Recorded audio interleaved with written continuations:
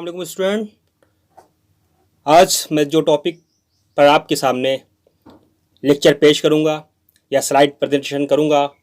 वो है severe acute respiratory syndrome, यानी कि इसके शॉर्ट फॉर्म में क्या बोलेंगे, सार्स। यानी क्या कि सीवियर एक्यूट रेस्पिरेटरी सिंड्रोम, यानी कि ऐसी बीमारी है जिसमें कि सांस लेने में है ना फौरन ही क्या हो जाती है, बहुत तेज समझिए कि एक तरह का अटैक पड़ता है और सांस लेने में तंगी तनफ्फुस हो जाती है, जिसकी वजह से अगर इंसान को भर वक्त क्या वेंटिलेटर ना मिले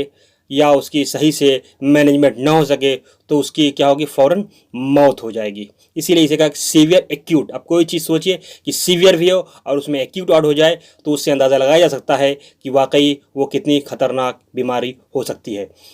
स्टूडेंट, मैं आपको बताऊं जो इस वक्त बीमारी चल रही है यानी कोविड-19 यानी कोरोना वायरस डिजीज़ बीमारी, वो और ये सार्स समझिए कि बिल्कुल एक जैसी दोनों बीमारियां हैं। उसको मैं अभी बताऊंगा वजाहत के साथ कैसे दोनों अलग हो रही हैं। बस क्या है कि उसका वायरस भी जो था यानी सार्स का जो वायरस था उसको भी वायरस सेम इसी ग्रुप का यानी कोरोना वेरिडी फैमिली के ग्रुप से ताल्लुक़ रखता है। इस वक्त जो कोरोना वायरस डिजीज़ 90 चल रही है इस वक्त दुनिया में, तो उस वक्त उसे जो पॉजिटिव एजेंट था उसी फैमिली से ही बिलोंग करता था, ठीक है ना। और ये कोरोना वायरस जो इस वक्त चल रहा है, ये कोविड-19 डिजीज़ जिसको होता है, मैं इसकी वजाहत कर दूं कि देखिए वायरस COV कोरोना वायरस, ठीक है। अब जो सार्स का वायरस है अब उसको हिसाब से क्या कर दिया, कोरोना वायरस 1, ठीक है ना। इसका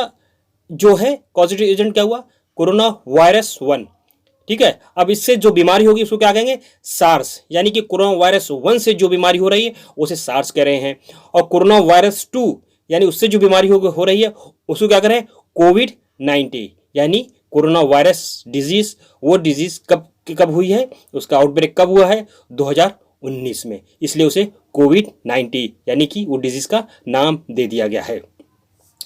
तो आइए स्टूडेंट, अभी हम इस पे हम आपके सामने बात करते रहेंगे। और आज का जो कोरोना वायरस फैला हुआ है ना, जिसकी वजह से हम लोग घरों में अपने लॉकडाउन है, इसको दोनों को कंपेयर करते चलेंगे तो आपको आसानी हो जाएगी कि इस वक्त कोरोना जो है, ठीक है, और उससे पहले जो 2002-2003 में सार्स जो फैला हुआ था वो बीमारी बिल्कुल आपस में किस तरह से सिमिलर है। हालांकि इस पर कोरोना वायरस पर भी स्टडी और चल रही है, लेकिन साइंटिस्ट ने, रिसर्चर्स ने जो अब तक का डाटा बताया है उसके अकॉर्डिंग अगर देखा जाए तो दोनों में क्या है, बहुत ही ज़्यादा सिमिलरिटी है। यानी कि क्या, अब हम इसको स्लाइड प्रेजेंटेशन पे आते हैं, देखते हैं। It is an acute highly infectious respiratory disease, ठीक है स्टूडेंट, वाजे है। और ये किसके वजह से फैले, पॉजिटिव एजेंट क्या है, ये कह रहे हैं स्ट्रेन ऑफ कोरोना वायरस, ठीक है। कोरोना वायरस ये नहीं है कि अभी नाम दिया गया है इसका, नहीं, ये नाम तो इसका 2002-2003 में ही इसका फैमिली है, ठीक है ना। ट्रांसमिटेड बाई किसी जरिए से ट्रांसमिट हो रहा है ये ड्रॉपलेट इन्फेक्शन। और इसका जानते हैं कि अभी थोड़ा सा इंट्रोडक्शन में आपको सब कुछ बता दिया जाता है, इसलिए इसी इंट्रोडक्शन में समझिए कि ये किसके जरिए फैलता है, ड्रॉपलेट इन्फेक्शन के जरिए से। और किसके अंदर ज़्यादा कॉमन होता है, एडल्ट के अंदर। और इसका जो अलामती है, इसका जो फीचर होगा है ना, क्लिनिकल फीचर होगा, उसमें बुखार होता है और आदमी को बदन टूटता है यानी पूरी थकावट होती है, ठीक है। अभी जो कोरोना इस बारे में है इसमें चिल्स नहीं मिलता है, लेकिन जो सीवियर एक्यूट रेस्पिरेटरी डिजीज था उसमें चिल्स कभी मिलता था, ठीक है ना, मिला था सिम्टम, लेकिन अभी इसमें सिम्टम नहीं मिला है अभी तक। इसकी वजाहत नहीं WHO ने नहीं किया है, उस तक आगे चल के इसकी वजाहत इसको भी ऐड करते हैं वो लोग। हेडेक है, माइल्जिया है, ठीक है ना, ये फिर डिजीज है, कफ है, सोर थ्रोट, रनिंग नोज, यानी कि क्या है, ये सब पूरा ऑल टू ऑल क्या है सिम्टम जो कि सार्स में मिल रहे थे। और इसी में भी अगर कोरोना वायरस डिजीज़ जो इस वक्त 2019 में जो का आउटब्रेक हुआ था और 2020 में जो चल रही है उसमें अगर देखा जाए तो सब में क्या है, पूरी तरह से सिमिलरिटी है। कह रहे हैं कि कुछ केसेस में ये देखा गया है कि बहुत ही ज़्यादा ऑक्सीजन की डिमांड पड़ जाती है, और अगर ऑक्सीजन उस वक्त ना मिले तो आदमी क्या होता है, इसका मतलब एक्यूट रेस्पिरेटरी डिस्ट्रेस में की वजह से उसकी मौत भी हो सकती है। हाँ, उसको बचाया जा सकता है किसके ज़रिए से, वेंटिलेटरी सपोर्ट के ज़रिए से उसको बचाया जा सकता है। इसीलिए अभी आप सुने होंगे तो जो बहुत बड़ी बड़ी कंपनियां हैं उन्होंने क्या किया कि जैसे कार बनाने की कंपनी है या कोई और भी कोई मेडिकल इक्विपमेंट बनाने की कंपनी है, तो उन लोगों ने क्या किया कि हम अब जो है वेंटिलेटर का है ना, या जैसे HCL है जो कि मतलब वो एरोप्लेन वगैरह के पार्ट्स या और चीज़ें बनाती थी, तो उसने भी कहा कि नहीं, हम भी जो है इसी वेंटिलेटर का है ना क्या करेंगे, इसको मैन्युफैक्चर करेंगे, बनाएंगे, ताकि पूरे देश में वेंटिलेटर की कमी ना पड़े अगर मान लीजिए इसका इमरजेंसी आउटब्रेक होता है तो। अब स्टूडेंट हम लोग बात करते हैं प्रॉब्लम स्टेटमेंट की, ठीक है ना। प्रॉब्लम स्टेटमेंट इसमें क्या है वो, ये कह रहे हैं कि ये कहाँ से, ये भी देखिए आप, कहाँ से उसका आउटब्रेक हुआ है, साउदर्न चाइना से, ठीक है, 2002-2003 के आसपास, ठीक है, एरिया सन में हुआ था इसका, और ये 2019 में हुआ है, ठीक है ना। तो सन को इसलिए कम रखते हैं, जो आपको बताया ना कि एनवायरमेंट फैक्टर में जब आएंगे तो उस वक्त ये बहुत मायने रखता है कि ये कब इसको है ना जो है इस वायरस के लिए वो बहुत ही सुटेबल मौसम होता है। खासतौर से लोग जो कह रहे हैं कि अभी कि कोविड का जो है मई का वेट कर लेते हैं या जून का वेट कर लेते हैं, होता हो जैसे गर्मी बढ़ती जाएगी है ना, तो ये वायरस क्या न्यूट्रलाइज होता चला जाएगा। तो इसलिए स्टूडेंट इन्वायरमेंट बहुत ही ज़्यादा अहमियत का हामिल होता है। तो ये कह रहे हैं कि 2002-2003 में वहाँ से फैला था, और जो है डिजीज और इसका एपिडेमिक भी फैला, उसके बाद पूरी दुनिया में ये फैल गया था, है ना। और जो है उसमें क्या हुआ कि करीब 8,906 केसेस मिले थे, और जिसमें से 774 जो पेशेंट क्या होंगे डाइथ हुई थी,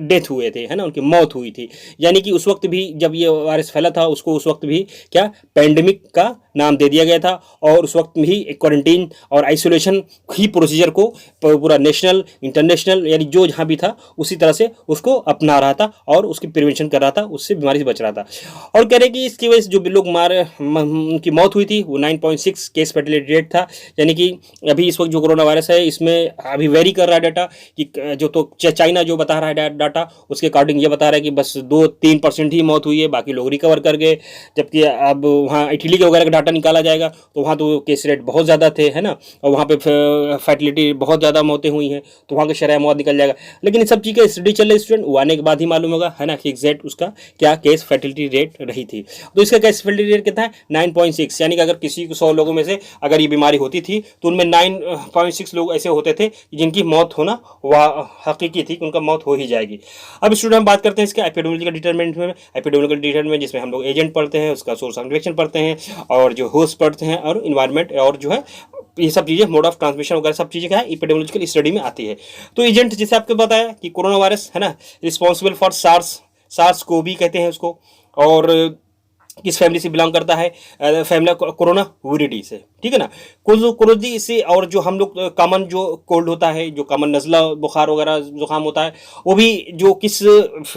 फैमिली ग्रुप से ताल्लुक रखता है वो भी यही कोरोना विरिडी ही होते हैं, है ना। लेकिन उस वक्त उनकी वो बहुत ज़्यादा सीवियर नहीं होते, खतरनाक नहीं होते, है ना, लेकिन है उसी फैमिली उसी खानदान के। यानी कि इस तरह मान समझिए कि कुछ खानदान में कुछ लोग अच्छे भी होते हैं, कुछ लोग बुरे भी होते हैं, लेकिन खानदान उनका वही है, ठीक है ना। तो इनका खानदान क्या है, कोरोना विरिडी के खानदान से ये भी ताल्लुक रखते हैं, और ये आरएनए होते हैं, है ना, वायरस, और जो एनवेलप में ये क्लोज होते हैं, और इसका और जो कहते हैं क्राउन लाइक प्रोजेक्शन, है ना, प्रोटीनिक स्पाइक्स जो उसके निकले होते हैं, है ना, जो इसीलिए कोरोना क्राउन से बना हुआ है। इसीलिए चूंकि उसके जो वायरस अगर आप स्ट्रक्चर देखें तो उसका स्ट्रक्चर में यही निकल के आता है कि जो प्रोटीन्स के है ना वो प्रोजेक्शन होते हैं, उस पर ताज लाइक है ना स्ट्रक्चर बने हुए हैं, इसीलिए जो है इसे क्या कहते हैं कि कोरोना का नाम दिया गया है। अब स्टूडेंट हम बात करते हैं इसका source of infection. Source of infection क्या है, corona virus infect only man, यानी कि क्या है कि ये किसी के अंदर होता है, उसी इंसानों के अंदर होता है कुछ। लेकिन कुछ लोग बताया कि सोर्स ऑफ जो है इन्फेक्शन इज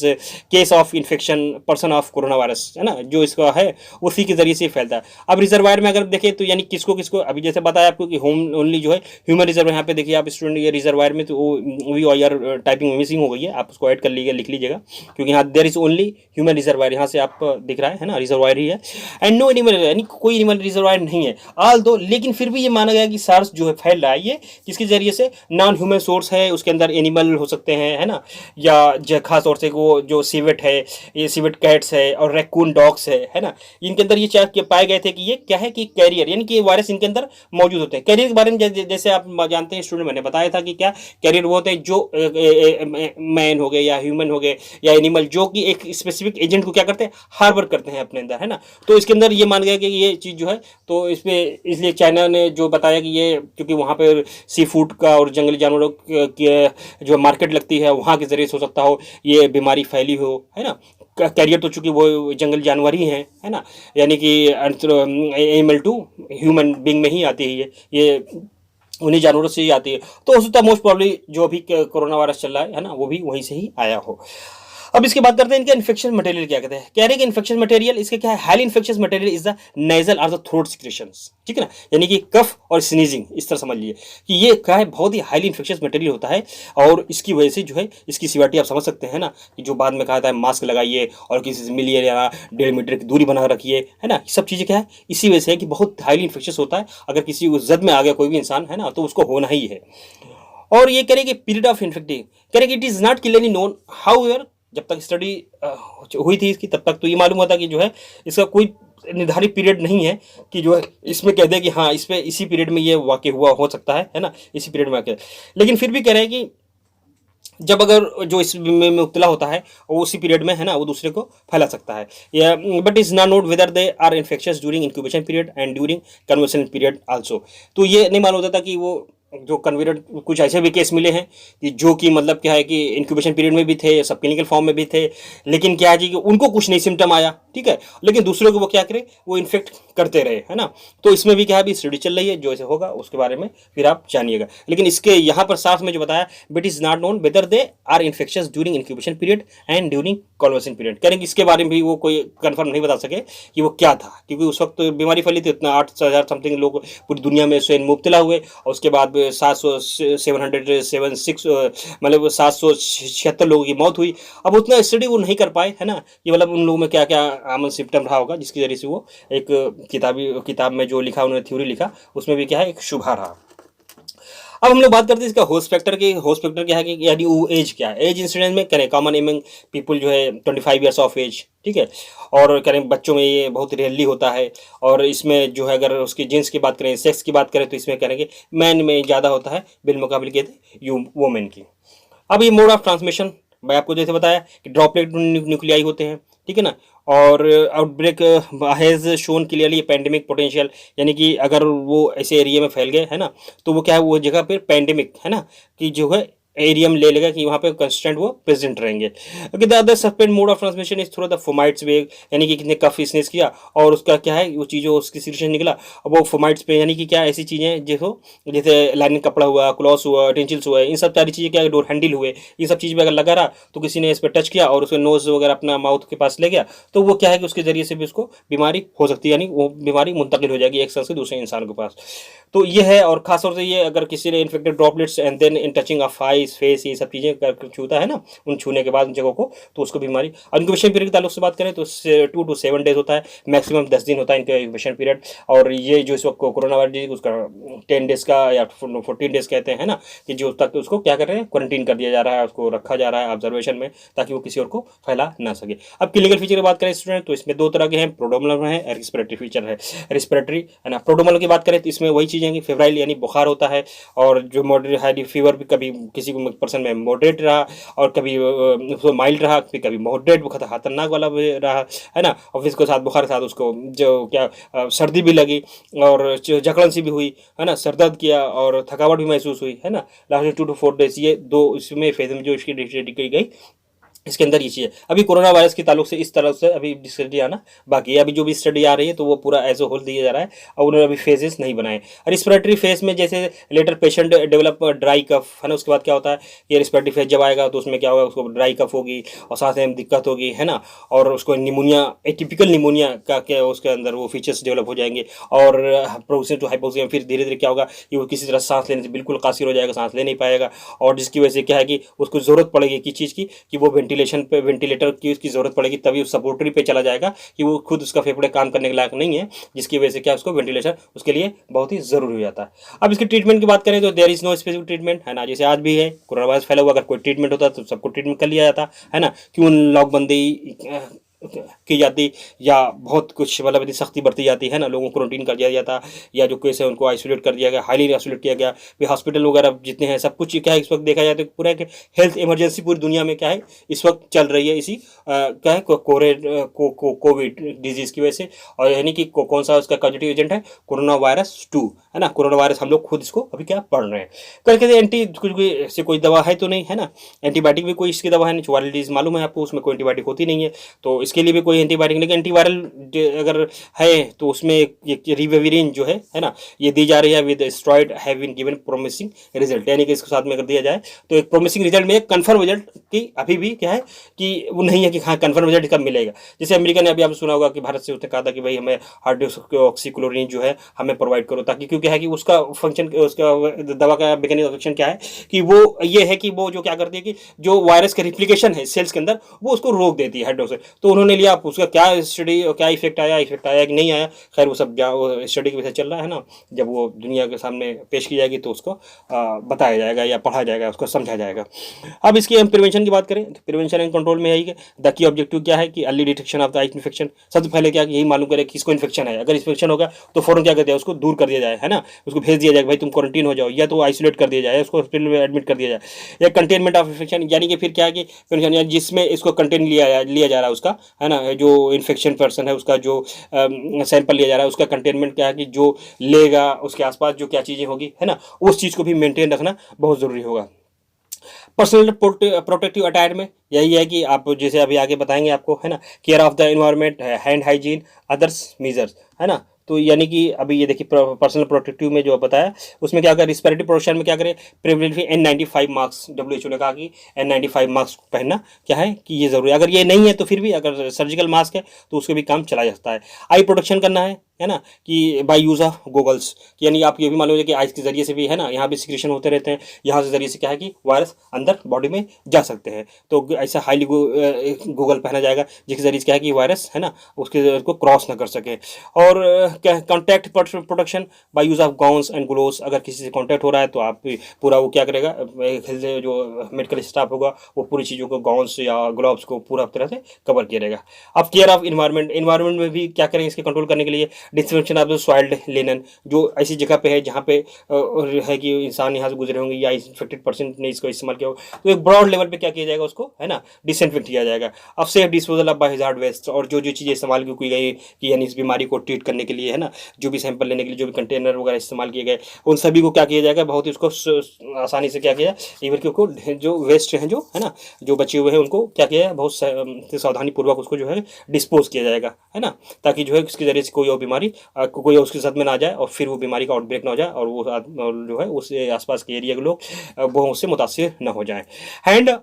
हाइजीन में जैसे क्या है अभी बताया गया कि this is the corner stone, यानी कॉर्नर यानी कि इसको खत्म करने के लिए, है ना, एक तो की है, स्टोन है, क्या चीज़ है कि वो यही है कि हैंड हाइजीन, ये सबसे अच्छा है। दिस में बस भी perform following contact with SARS case, है ना, by washing with soap and hot water और अल्कोहल बेस्ड हैंड रब। इन सब चीज़ों को क्या करेंगे, अगर किसी से आप मुलाकात करके आ रहे हैं या किसी से बात करके आ रहे हैं, ठीक है, या किसी पब्लिक प्लेस में गए तो आपको अपने नाक नेजल एरिया को नहीं टच करना है। बाकी उससे पहले क्या करना है कि आपको साबुन से खूब अच्छी तरह से, जो WHO ने गाइडलाइन बताई है कि हैंड वॉश आपको किस तरह करना है ना, तो वो उसको भी आप जाइएगा यूट्यूब पे देख लीजिएगा, यूट्यूब पे वो वीडियो मौजूद है ना, कि हैंड को किसी प्रॉपर हैंड वॉशिंग करना है। उसके बाद खुद को बचाना है और दूसरों को ताकि इसे महफूज रखना है, ठीक है ना स्टूडेंट। तो अब हमको याद दीजिए, ये था कि कोरोना वायरस के ताल्लुक से, चूंकि हमारे इससे सिलेबस में मौजूद भी है डिजीज़ और हमने इसको जो कंपेरिजन करके पढ़ भी लिया, जो कोरोना वायरस 90 डिजीज अभी जो इस वक्त जिस दौर से हम लोग गुजर रहे हैं उसके अंदर इसका आउटब्रेक हुआ है ना, पूरी दुनिया में जो है पेंडेमिक घोषित हो गई है, ठीक है ना, पेंडेमिक है और लॉकडाउन है, तो हर आदमी इससे पीड़ित है, हर इंसान जान रहा है, चाहे वो किसी कबीले, किसी कौम, किसी खानदान का हो। तो स्टूडेंट फिर ये चीज़ से और हमने ये समझने की कोशिश किया कि असल वायरस है। अब मैं इसलिए बताऊंगा एग्जाम पॉइंट ऑफ से भी ये इंपॉर्टेंट हो जाता है, क्योंकि अब कोविड जो है वो तो जाहिर मतलब इस सीसाई सिलेबस में तो आएगा नहीं, है ना, पार्क ने अभी अपने को मेंशन किया नहीं है तो लेकिन इससे जो मिलती जुलती कुछ सार्स है, तो मोस्ट प्रॉब्ली अगर कोई ऐसा एग्जामिनर होगा जो कि मतलब हालात हदरा को समझता होगा, तो मोस्ट प्रॉब्ली उम्मीद है कि वो आपको इस बीमारी के ताल्लुक से पूछ सके, है ना, कि भाई आप इसके बारे में बताइए क्या है और इसके सब चीज़ें, साइन सिम्टम और इसका इंक्यूबेशन पीरियड, इसका एजेंट, इसका होस्ट और इसका इंट्रोडक्शन, इसका एपिडेमियोलॉजिकल स्टडीज़ के बारे में, और इसके अलावा इसका जो है प्रॉब्लम स्टेटमेंट क्या है, ठीक है ना, ये सब चीज़ें वो पूछ सकता है। तो मैं समझता हूँ कि आप इसको पढ़ें और इसको याद रखें, यानी कि करंट आपका डिजीज़ जो है इस वक्त बहुत ही मतलब कहते हैं कि मौके का कुछ डिजीज़ हो सकती है, तो इस वक्त यही है सार्स। तो स्टूडेंट आप stay home, stay safe, thank you, Allah.